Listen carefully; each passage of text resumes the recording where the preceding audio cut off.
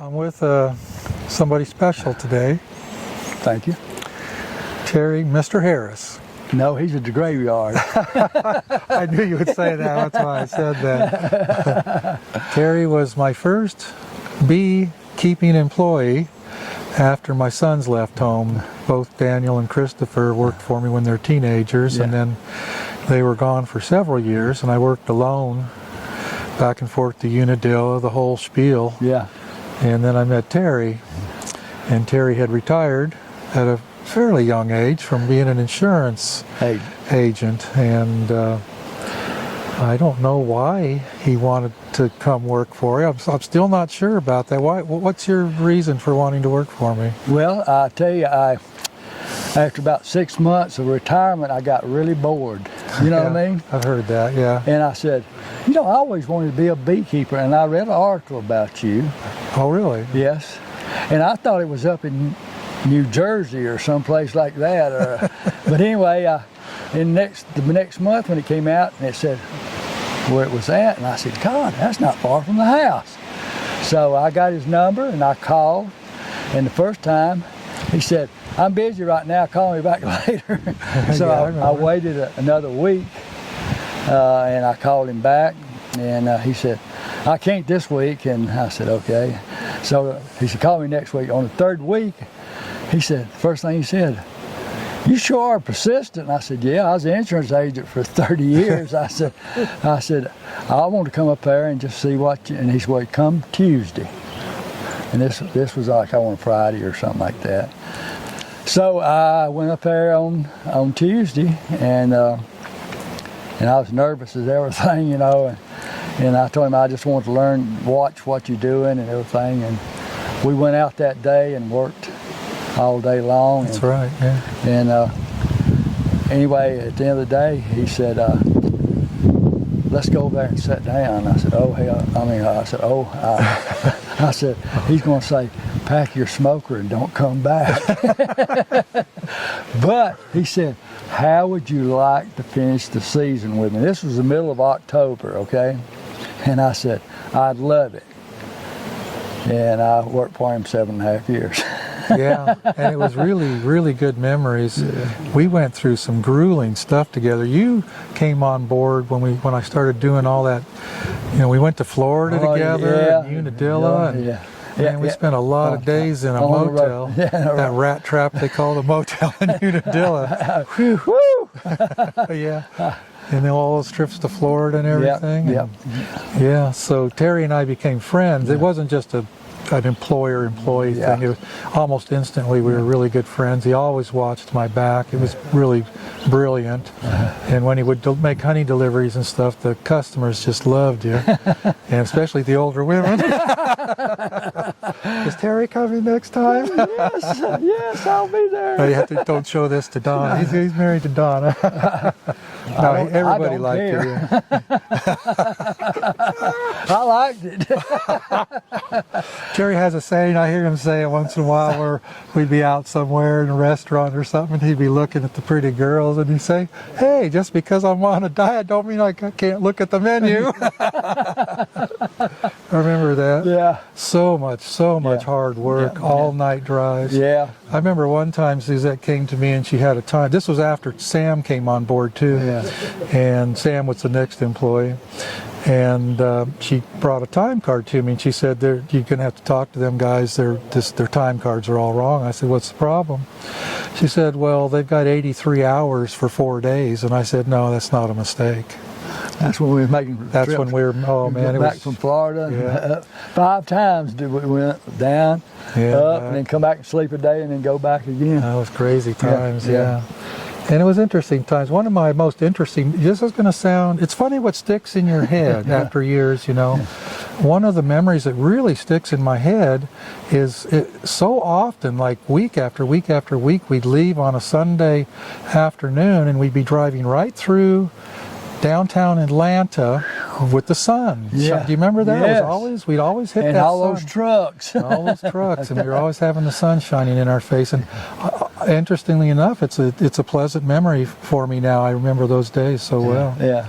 And so I had one truck when you came on board, and then I got another so we could, you could go and I could go. And, I never forget my first trip through Atlanta in a big truck with a load of bees on the way back from Unadilla. And I got down and I said, I know I'm going to hold back and I'm going to wait till it gets dark and there won't be many people here. Yeah. People weren't there, but trucks were everywhere. Oh, man, and I was going down through the middle there, and I was right in the middle, and there's one in front, one in front and back, and one on each side, and I just,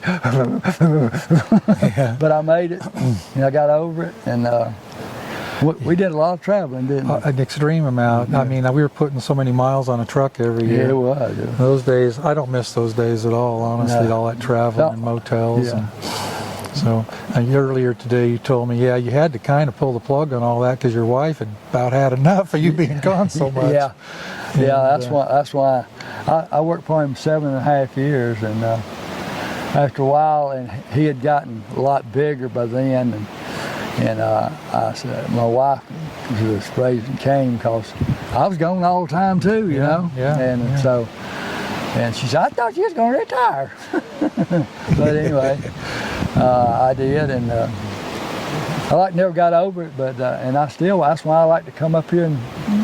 Yeah, he's just visiting today, coming and working with us in the bee yard. We're making splits and things like that. Yeah. So but Bob's always been real nice to me, and I've tried to be nice back to him, and so we were on the same page for all that time. We really were, I like to say, there have been different times when I've had employees that completely watched my back, and you were one of them. Yeah. I knew I could give you a bag full of $1 million and say, bring that back to me next Sunday, and he'd show up. I knew that. That's, that's the way it is. I'll never forget one time Bob came up to me. He said, Terry, he said, you're one of the best employees I ever had. You always watched over me. Yeah, you did. And took my interest at heart. And I said, well, and you said something else, and I said, well, you're the one that pays my check. Yeah, there's more to it than that. Yeah. And just a difference between, that's character, people take care of other people. Yeah. And you're that way. Yeah. What else can we say of interest while you got you on camera?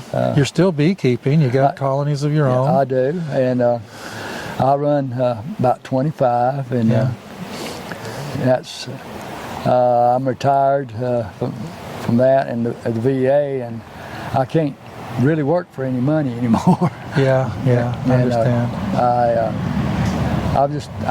I'm happy with what I do, but I miss this really a lot. But I think about it all the time, but I said, well, I can't do it, at my age, I can't do it all the time, Yeah. But, so as people can see, Terry's a Vietnam, well, it doesn't say it does say Vietnam. He's a vet from Vietnam, and I might embarrass you with this kind of stuff, but I can edit this out if you don't want me to be saying it. But Terry he was the real deal. He went through the crap, jumped out of a helicopter into a firefight more times than he likes to admit. Right. And he told me a few stories. I don't know. I don't think I could have done too well with all of that. Well, I was one thing. I was an older guy. Most of those boys was 18, 19, maybe 20. I was 22 years old when I got drafted because I was going to college and didn't have any money, and I laid out. So they drafted me, and I had two uncles that were World War II and Korea War, and they told me a lot of things. And a lot of people used to say, well, Terry, why didn't you go to Colorado? I mean, not Colorado, but where is it? North. I mean, Canada? Canada. Yeah. And I said, well, first of all, I didn't think about it. And second of all, I said, my uncles would have killed me. Yeah, your family's different than that. Yeah. But, those uncles would have. But, I came really close to getting drafted. The year I turned 18, I believe everybody gets a number. Just a random number. And my number was 115. Yeah. And they took to 112 that year. So I was thinking, I'm going to Vietnam. And I'd had two cousins that had went, and one of them came back an absolute wreck. I mean, he Yeah. was all screwed up. Yeah. And the other one went AWOL. He said, I got to go home, and never went back. And I don't know if they ever threw him in jail over that or not. I'm sure I they lost did track of it. eventually. Yeah, it was. I don't think I would have done well in Vietnam, but you seem to have survived okay. Well, I went with a positive mind, plus I was older than most of those boys. Yeah. And a lot of times I was more scared of the guy walking behind me. It was 19 years old or 18 with his finger on that trigger, knowing he's going to pop off 3 rounds before he gets his finger off there Yeah. and kill me walking those rice paddies, you know. And so that's why I become a grenadier with the shooter range. So I always got in the middle. Yeah, yeah. Anyway. Well, I know something else you do. In all our travels, you never, ever, ever missed an opportunity to say thank you when you ran across another vet. You would stop the show Yeah. and go, what's Terry doing? Well, he was over thanking another vet. You Yeah. know, you took that pretty serious. But, you know, they, after everybody went over to Saudi Arabia and all, it opened it up for us. Because when I first came back from Vietnam, I went to a party in Athens. And Athens, Georgia? yeah. Anyway, I got there, and anyway, this couple came in, and they sat down on the floor, and they looked up and said, why is that guy's hair so short? And he said, shh, he's a Vietnam veteran. She said, oh, he kills women and children.